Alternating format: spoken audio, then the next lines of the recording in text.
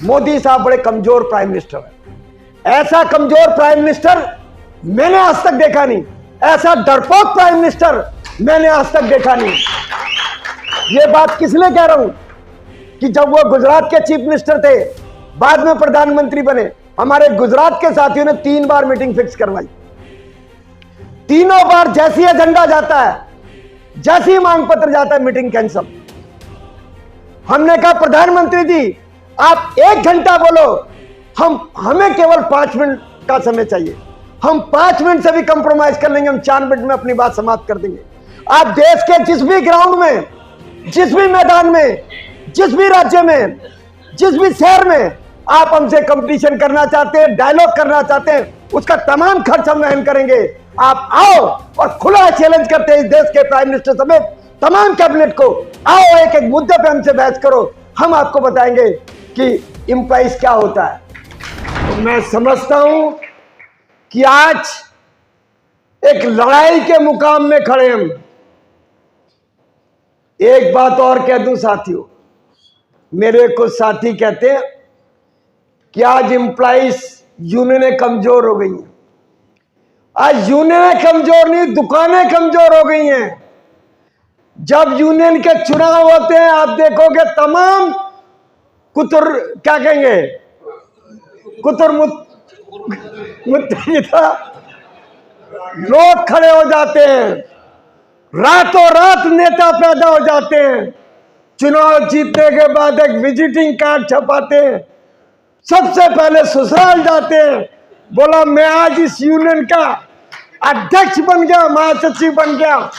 ये कार्ड वाले नेताओं को मैं कहना चाहता हूं कि सरकार अब वो टाइम आ गया। मुझे याद आ गया तमिलनाडु की स्ट्राइक। कुछ सारे साथी जानते नहीं कि तमिलनाडु की स्ट्राइक क्या थी। क्या थी? तमिलनाडु की जयललिता सरकार ने निर्णय किया कि रिटायरमेंट के बाद ग्रेजुएटी नहीं देंगे, 15 साल का बॉन्ड देंगे। आपका लीव इनकैशमेंट नहीं देंगे, 5 साल का बॉन्ड देंगे। तमाम जो बेनिफिट थे वो नहीं देंगे, उसके बदले बॉन्ड देंगे। एम्प्लॉइज ने लगातार मूवमेंट किया, आखिरी में स्ट्राइक में चले गए। जयललिता ने 1 लाख लोगों का टर्मिनेशन लेटर नोटिस बोर्ड पे चिपका दिया। हमने उस समय कहा था कि आप कोर्ट में मत जाओ, कोर्ट से कुछ होने वाला नहीं, आप तमिलनाडु से दिल्ली कूच करो, हम देखते हैं ये कैसे जयललिता घुटनों के बल खड़ी नहीं होती। उन्होंने चिदम्बरम जी को 1 लाख रुपए पर डे पे हायर किया और गए थे हरिभजन को होटल लगे कपास। सुप्रीम कोर्ट बोला गवर्नमेंट एम्प्लॉइज का राइट टू स्ट्राइक ना कानूनी अधिकार है ना संवैधानिक अधिकार है, गवर्नमेंट एम्प्लॉय स्ट्राइक नहीं कर सकता। तो किस लिए गए थे, किस लिए चिदम्बरम जी को लाए थे? तो मैं समझता हूं आंदोलन छोड़ के और कोई रास्ता हमारे पास नहीं है। अगर हम आंदोलन के रास्ते पर आएंगे तो ये बात मैं आपको इज्जत की तरफ से गारंटी देता हूं कि पेंशन की बात छोड़िए, हमारी तमाम मांग को हासिल करेंगे। हमने 3 पत्र देश के तमाम मेंबर ऑफ पार्लियामेंट को लिखा। 25 जुलाई 2022 में हमने प्रधानमंत्री समेत तमाम मेंबर ऑफ पार्लियामेंट को लिखा कि आप हमारे देश के चुने हुए प्रतिनिधि हैं, कम से कम लोकसभा वाले।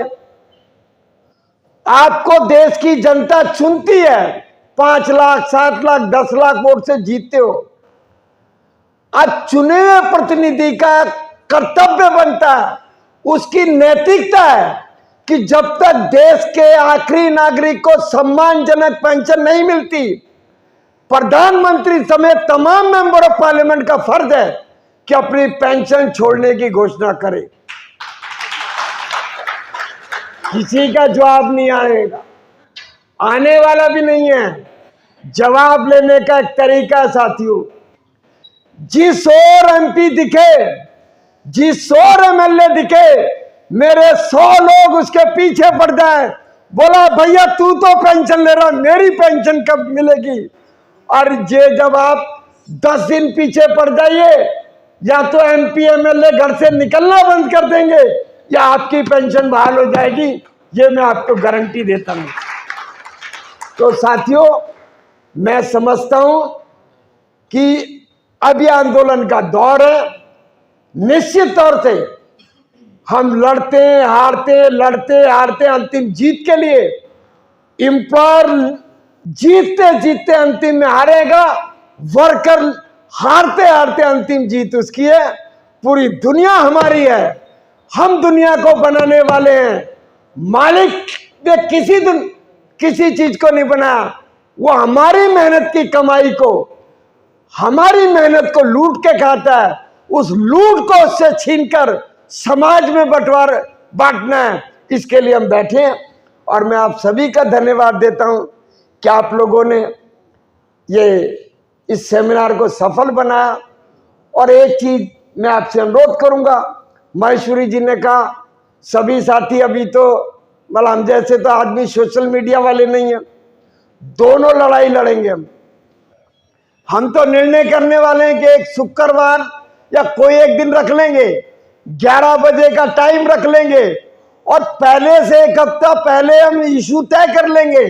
सभी लोग अपनी क्या कहेंगे, अपनी वो योग्यता दिखाते हुए 11 बजे ट्वीट करेंगे, फेसबुक में डालेंगे, इंस्टाग्राम में डालेंगे।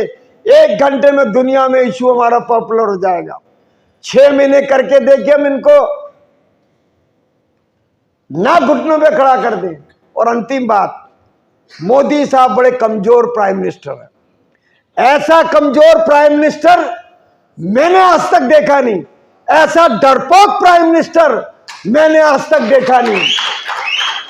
ये बात किस लिए कह रहा हूं कि जब वो गुजरात के चीफ मिनिस्टर थे, बाद में प्रधानमंत्री बने, हमारे गुजरात के साथियों ने 3 बार मीटिंग फिक्स करवाई।